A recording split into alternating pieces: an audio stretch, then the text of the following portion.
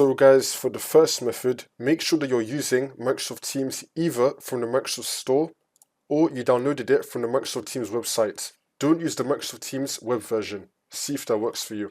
If that's still not working, then for the second method, you want to head over to search and type in Teams. Now, you want to right click on it and then click on App Settings.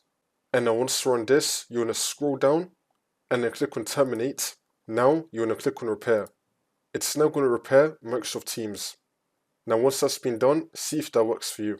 If that's still not working, then you want to click on Terminate and then click on Reset and then click on Reset again.